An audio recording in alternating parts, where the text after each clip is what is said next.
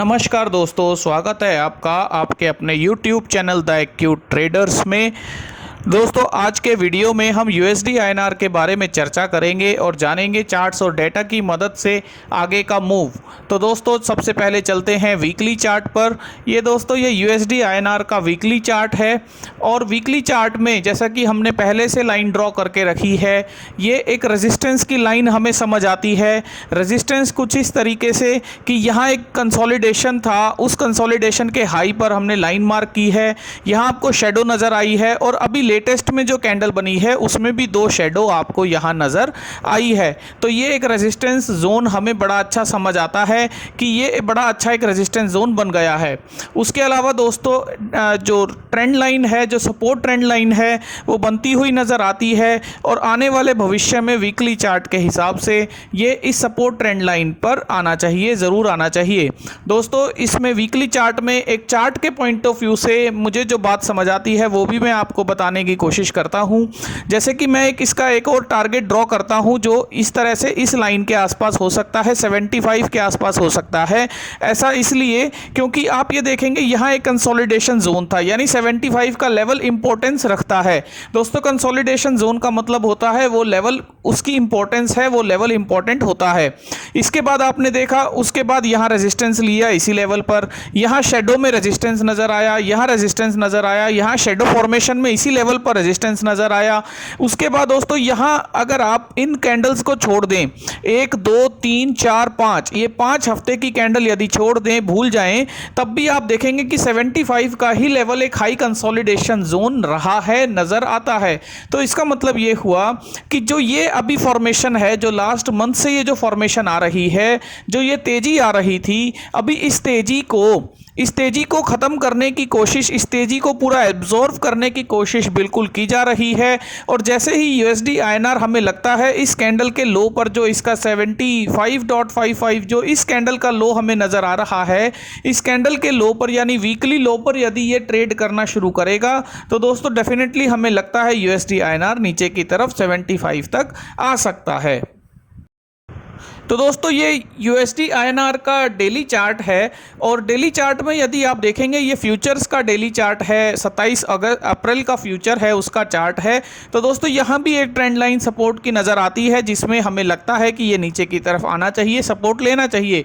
और same pattern जो ये लाइन हमने रेजिस्टेंस की ड्रॉ की है उसका भी वही तरीका है कि जब ये ऊपर से नीचे आया और एक सपोर्ट लिया तो दोस्तों यहाँ एक कंसोलिडेशन हुआ जहाँ शेडो बनी बहुत सारी और इसने रिजेक्शन दिखाया।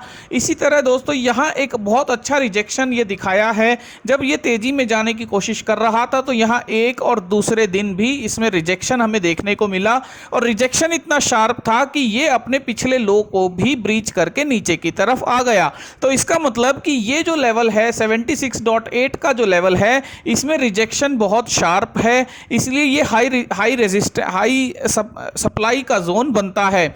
उसके अलावा दोस्तों जैसा कि ये इस अपने लो के नीचे आया, ये जो इसका लो बनता था इसके नीचे ये आ गया है, तो अभी हमें लगता है कि ऊपर की तरफ यानी इस कैंडल के, इस जो ग्रीन कैंडल के हाई के ऊपर जाना, अभी 76.21 के ऊपर नियरेस्ट में जाना, नियरेस्ट वीकली में जाना, इसके लिए मुश्किल हो सकता है। USD INR को 76.25 के आसपास में ही रेजिस्टेंस मिलना चाहिए, मिलेगा। और यदि यहीं से रेजिस्टेंस मिलता है और ये नीचे की तरफ आता है तो डेफिनेटली ये अपने इस ट्रेंड लाइन के लेवल्स को वीकली पॉइंट ऑफ व्यू से ज़रूर ये अटेन करने की कोशिश करेगा, ऐसा हमें लगता है। यानी वीकली चार्ट देख रहे हैं या डेली चार्ट देख रहे हैं तो हमें इसमें सप्लाई, हैवी सप्लाई ऊपर की तरफ बिल्कुल देखने को मिल रही है, रेजिस्टेंस जोन ऊपर की तरफ बनता हुआ देखने को मिल रहा है और 75 के लेवल्स नीचे की तरफ आते हुए नज़र आते हैं।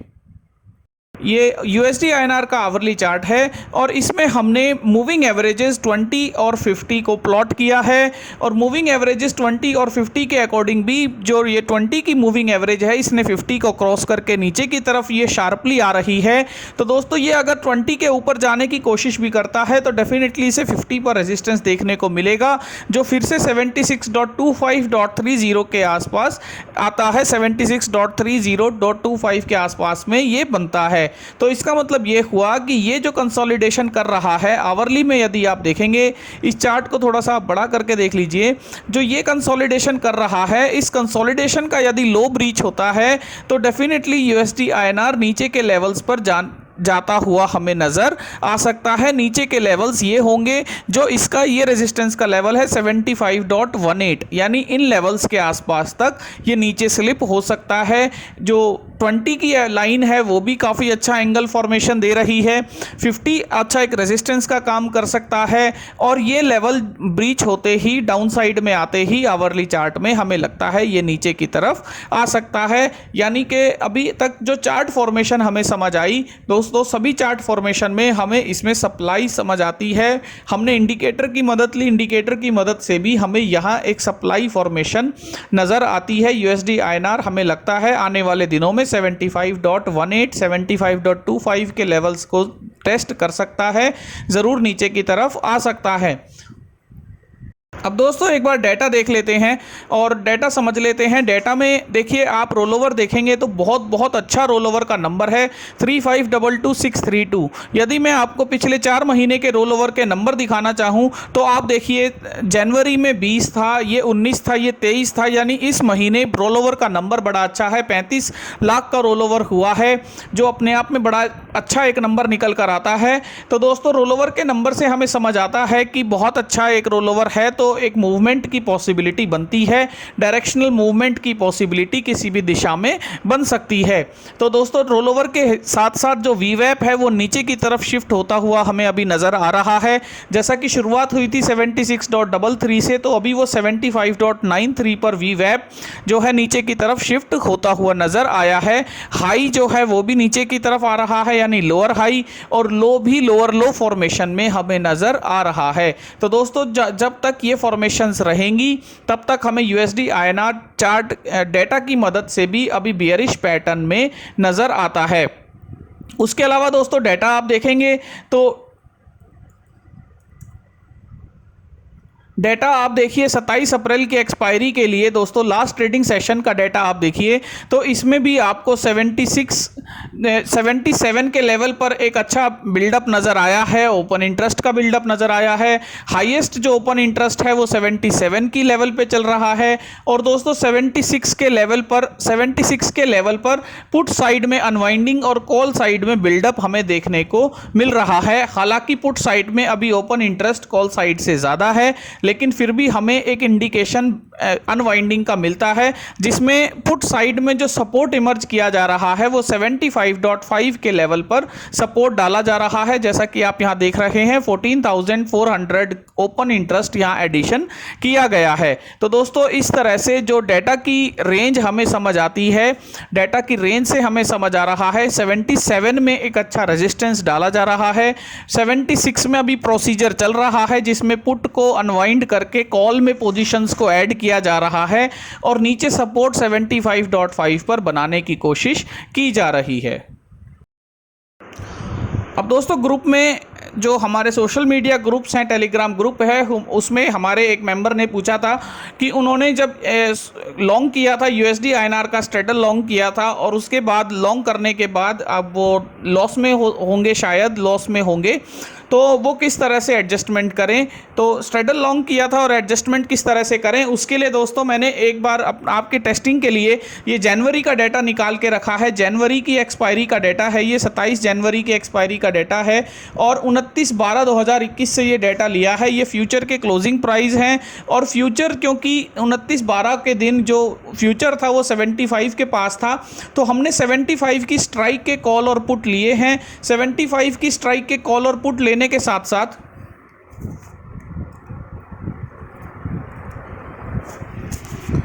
दोस्तों 75 की कॉल और पुट के जो ओपन इंटरेस्ट है उसकी वैल्यू ली है, चेंज लिया है, और इसका प्रीमियम लिया है। तो दोस्तों प्रीमियम को हमने जोड़ दिया, और उसका P&L हमने प्रीमियम के अकॉर्डिंग फाइंड करने की कोशिश की कि यदि मैंने ये लॉन्ग किए होते दोनों, तो डे बाय डे मुझे कितना प्रॉफिट या कितना लॉस होता।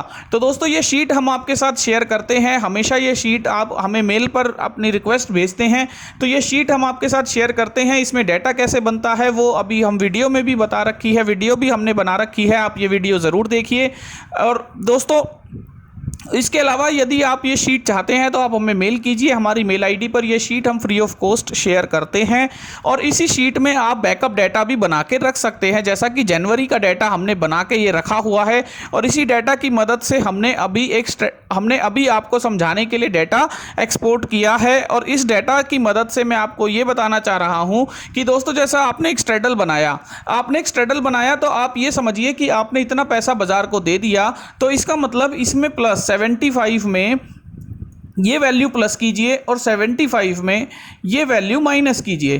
तो दोस्तों, ये आपका ब्रेक इवन बनता है। जैसा हम एक बार पे ऑफ में भी देख लेते हैं, ये मैंने वैल्यू डाल के रखी हुई है। तो पे ऑफ में भी ये आपका 75 में वैल्यू प्लस और माइनस करने के बाद ये आपका पे ऑफ बनता है, जिसमें ऊपर की तरफ 75.75 आपका ब्रेक इवन बनता है और नीचे की तरफ 74.25 आपका ब्रेक इवन बनता है। तो दोस्तों, इसके बाद क्या हुआ, इसके बाद इस स्ट्रेटजी में क्या हुआ, तो यदि ये डायरेक्शनल मूव आया, 36 पैसे का मूव आया, ये 74.96 था, उसके बाद ये 74.63 हो गया। तो 63 हो गया तो आपको यहाँ इसमें 2 पैसे मिलने लगे, 2.5 पैसे के आसपास आपको प्रॉफिट होने लगा।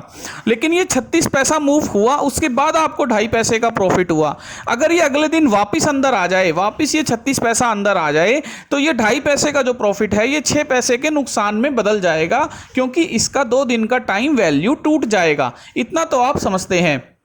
आप ये देखेंगे कि ये प्रीमियम जो है 20 पैसा रह गया और पुट का प्रीमियम 57 पैसे तक चला गया।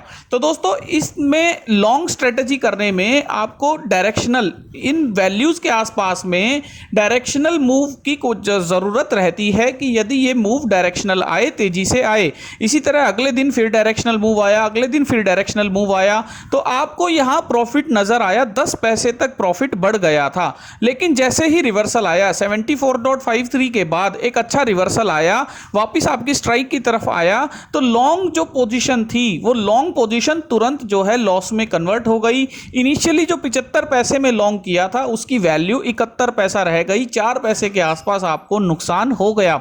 और दोस्तों, यही चीज 78 की जगह 96 आ जाती तो हो सकता है ये 4 पैसे की जगह आपको नुकसान जो है 8 पैसा या 10 पैसा भी बन जाता 4 से 5 दिन में।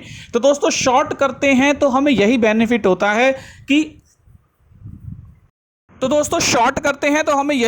होता है कि यूएसडी आईएनआर घूम फिर के यदि सेम स्ट्राइक पर आ जाए तो उतने दिन का प्रीमियम हमें खाने को मिल जाता है, उतने दिन का प्रीमियम इरोड हो जाता है। लेकिन यहाँ हम लॉन्ग कर रहे हैं तो इसमें हम कैसे एडजस्टमेंट करें उसका एक पैटर्न मैं आपको बताने की कोशिश कर रहा हूँ। तो दोस्तों, जिस दिन आप लॉन्ग करें उस दिन आप छोड़ दीजिए और अगले दिन जैसा कि ये 36 पैसे का मूव आया, जैसे आपने मान लीजिए क्लोजिंग पे लॉन्ग किया था, क्लोजिंग के टाइम पे लॉन्ग किया था और अगले दिन फिर आप क्लोजिंग पर देख रहे हैं कि 36 पैसे का मूव आया।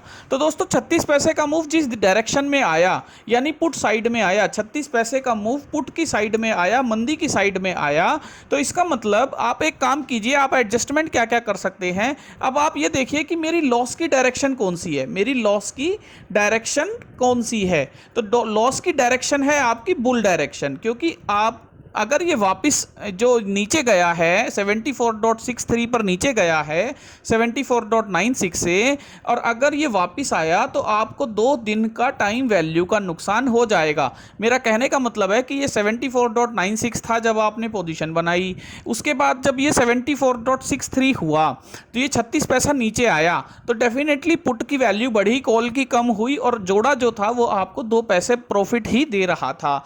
लेकिन अगर ये अगले दिन 74.55 की जगह वापस 74.96 हो जाता, तो दोस्तों ये जो सम था 75 पैसे का, हो सकता है ये सम 70 पैसा रह जाता, यहां आपको 5 पैसे का नुकसान देखने को मिल सकता था।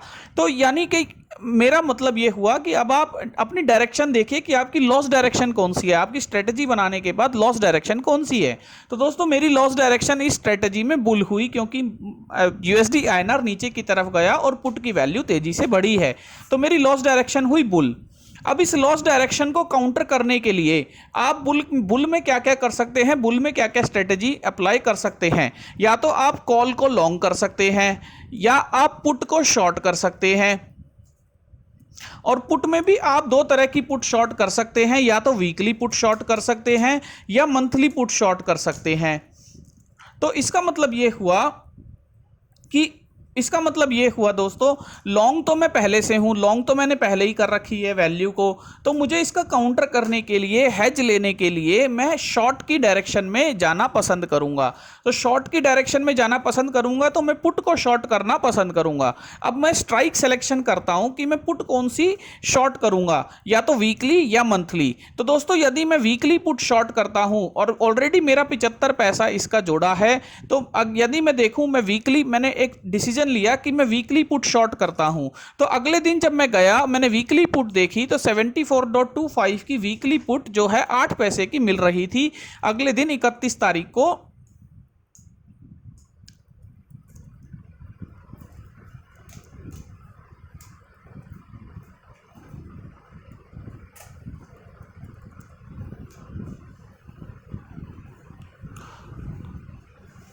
दोस्तों 30 तारीख को ये जो स्ट्राइक है, जब मेरा यूएसडी आईएनआर नीचे की तरफ आया था, तो ये पुट जो है 74.25 की पुट 8 पैसे की मिल रही थी। इसका मतलब ये हुआ कि मैंने अगर ये पुट साथ में शॉर्ट कर दी, तो इसका मतलब ये हुआ कि अगर अब ये वापस आया, अगर ये वापस आया, अपनी दिशा में वापस आया, मेरी बुल साइड में वापस आया, मुझे लॉस दिया जोड़े में, तो कम से कम ये पुट तो मुझे पैसा देगी। ये जो 8 पैसे पे मैंने शॉर्ट की है, तो ये 8 पैसा तो मुझे देगी, यानी यहां मैं पुट में तो प्रोटेक्ट हो जाऊंगा। इसमें इस जो लॉन्ग में से मैंने 8 पैसा तो प्रीमियम अर्न कर लिया। तो और दूसरी बात, अगर ये तेजी से नीचे चला जाए तो दोस्तों 74.25 जो इसका लो साइड में ब्रेक इवन है, जो पुट साइड में इसका 74.25 का ब्रेक इवन बनता है इस पुट को हटाने के बाद, तो उसके नीचे तो वैसे भी ये फ्यूचर की तरह बिहेव करेगा, उसके नीचे तो वैसे भी ये बहुत तेजी से बढ़ेगा, और मेरी 8 पैसे की पुट है, तो कम से कम मुझे 8 पैसे का फायदा तो मिलने ही वाला है, चाहे ये किसी भी दिशा में ऊपर आ जाए, नीचे चला जाए। तो इसलिए मैंने बिल्कुल जो इसका ब्रेक इवन था उस की दिशा में, जो यूएसडी आईएनआर जिस दिशा में गया उसकी दिशा में मैंने उसके ब्रेक इवन पर मैंने वीकली सेल किया। इसी तरह जब ये वापस आया दोस्तों, जब ये वापस आया, बात करते हैं 74.78 4 तारीख के दिन जब ये वापस आया और इसके प्रीमियम 24 और 46 हो गए थे। दोस्तों इसके प्रीमियम मैंने यहां लिख के रखे हैं, 4 तारीख के 24 और 46 हो गए थे। तो ये जो 8 पैसे की चीज है ये 2 पैसा रह गई थी, 8 पैसे की जो वैल्यू है वो 2 पैसा रह गई थी, यानी कुल मिला के मुझे यहाँ 2.5 पैसे फिर भी प्रॉफिट हो रहा था, जबकि मेरे जोड़े में मुझे यहाँ नुकसान बन रहा था। जोड़े में 4 तारीख के दिन यहाँ 3.5 पैसे का नुकसान बन रहा था लॉन्ग में, तो उसके बावजूद मुझे यहाँ स्ट्रेटजी में शॉर्ट करने के बाद, वीकली पुट शॉर्ट करने के बाद मुझे फायदा हुआ। अब इस स्ट्रेटजी का सार ये है कि जिस भी दिशा में, एक दिन आप वेट कीजिए, जिस दिशा में आपका जो फ्यूचर है वो चला जाए, उस दिशा में जो ब्रेक इवन बनता है, आपका जो लॉन्ग का ब्रेक इवन बनता है, उस ब्रेक इवन पर आप वीकली सेल कर सकते हैं। अगर तेजी आई है तो वीकली कॉल सेल कर सकते हैं, मंदी आई है तो वीकली पुट सेल कर सकते हैं।